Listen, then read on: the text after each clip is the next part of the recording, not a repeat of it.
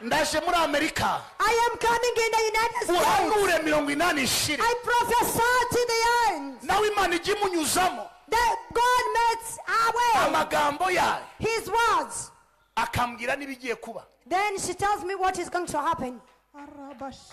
Hallelujah. Hallelujah. Ndacyahanura banzurindire gato. I am still prophesying. Muhanuzi mukuru aracyahanura. A big prophet is still prophesying. Hallelujah. Hallelujah. Ko ni kwijambo rivuga. That is how the word says. Amen. Amen. Bwira ukwicaye ku ruhande. Tell the people next to you. Abantu benshi many people ntibaramenya amahame ya prophecy. They yet know the principles of prophecy. Benshi bumva ubuhanuzi ariko ntibaramenya amahame yo kuba mu muhanuzi. Abantu baba hanze, the people abroad, nubwo mu Rwanda dufite abantu bitwa abahanuzi benshi, though in Rwanda we have many prophets, ariko the principle, but amahame benshi nayo bazi. Many of them doesn't know. Kuko urashaka umuhanuzi ariko ntabwo uzi amahame y'uwo muhanuzi n'ubuhanuzi. Because you need a prophet but you don't know the principles. Niyo mpamvu benshi, the reason why many bahuye n'ingorane, they make struggles, kubera ko because Imana ibereka umunsi ku wundi ibitangaza ikora ariko ntibarahumuka ngo babone. God shows them the miracles that he does, but they yet open their eyes to see. Usarebe, see abahanuzi bose babayeho muri Bibiliya, many prophets who has been there, yose binjiyemo, every home they entered in, basigaga ifite amashimwe. They used to live it with thanks. Soma muri Bibiliya, read in the Bible. Iwanye n'umuhanuzi, when you meet a prophet, reka maze nkubwire, let me first tell you, hari abantu ubona mu maso, there are person you see in the eyes, nawe ubona kabisa, and those you see truly. Tikonekse neza, when you don't connect well.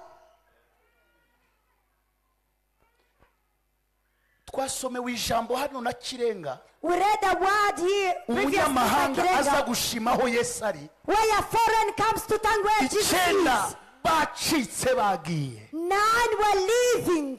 Niyo principle y'igihugu cyacu cy'u Rwanda. That is the principle of our country, Rwanda. Abantu bagushakaho imbaraga ariko ntibazi gusapotinga izo mbaraga, kandi na nyuma yabyo bagasebya izo mbaraga.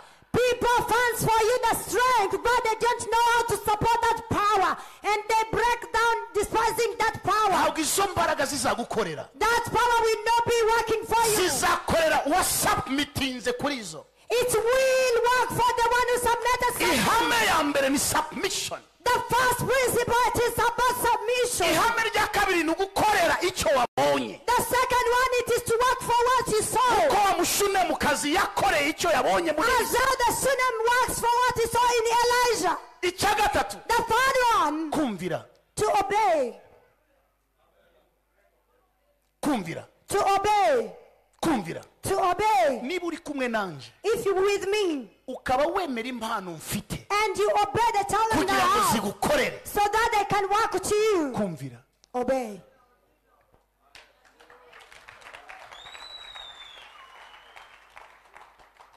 Namubwiye inshuro nyinshi ko azabyara umuhungu. I told how many times that he will give birth of a baby boy. Mbimubwira atarasama. Before getting conceived. Mbisubiramo. I repeated. Mbisubiramo. I repeated. Kugeza igihe yamusamiye. Up to the time she was conceived. Akabyara. Then she gave birth. Umuhungu. A baby boy. Kumvira. To obey. Ukabika icyo wabwiwe. Then you keep what you've been told. Ukanyeganyega. Without being shaken. Your eyes see it. Icyakane. The second one. Kumvira. To obey. Icyakane. The second. Kwizera. To have faith. Kwizera. To have faith. N'urufunguzo. It is the key. Ufatanya wowe n'umuhanuzi. Which combined will with the prophet. Cyihutirwa. To take you hurry. Kucyo umuhanuzi yavuganye nawe. About what the prophet speaks about you. Kwizera. Faith. Nimbangukira gutabara. It is the ambulance.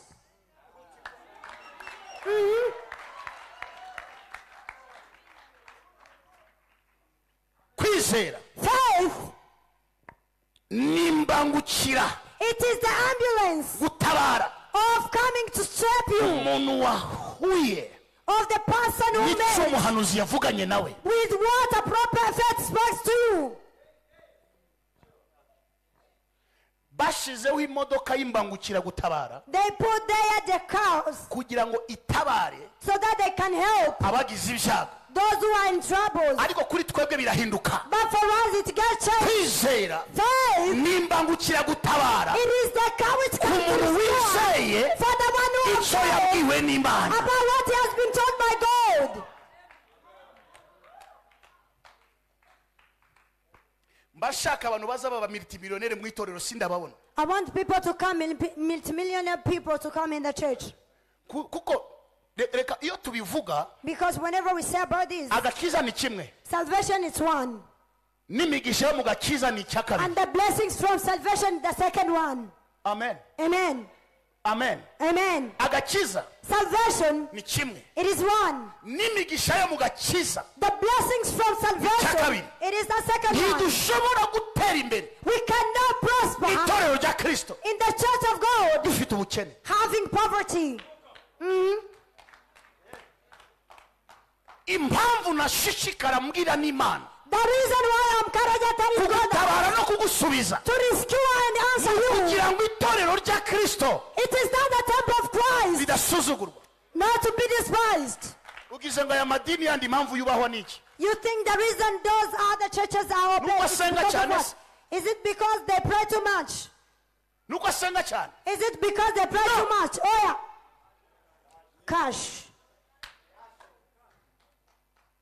Money. Amafaranga. Ibizo vuga ngo ibi Say this. hano Here, nibi it is because of this. bagatumira uwo batumiye They invite whoever, kazahirwa, he came hurry. ariko jewe natumira But if I invite, afite iki? what does he have? Yubatse, Where did he build? atunze nde? Wapo He said, no, no. mwohereze uriya wo kumuteremuko hariya. Sent the one from Motiramuko. Niyo mpamvu It is the reason why hari abantu ku isi bavuga rikijyana, there are men in the world who speaks and they get understood well. bafite aho bageze, They have where they are. ntibatinywa kubera icyubahiro, oya They are not. batinywa kubera ibyo bafite. It is because they have something. Ndavuga ukuri, ndavuga ukuri. Nigeria, Nigeria, itorero rya Nigeria the church of Nigeria, rifite agaciro it has the value kubera ko Nigeria because Nigeria, ifite abakozi b'Imana it has the servants of God bafite ibintu n'amafaranga. who has things and money. Nigeria iraduhagarariye ku isi yose, Nigeria stands for us all over the world. muri Afurika. It represents us in Kabiri, Africa, South Africa. even in South Africa. Gatatu, The third one, muri Ghana. it is in Ghana. Kane, The fourth, muri Kenya. it is in Kenya.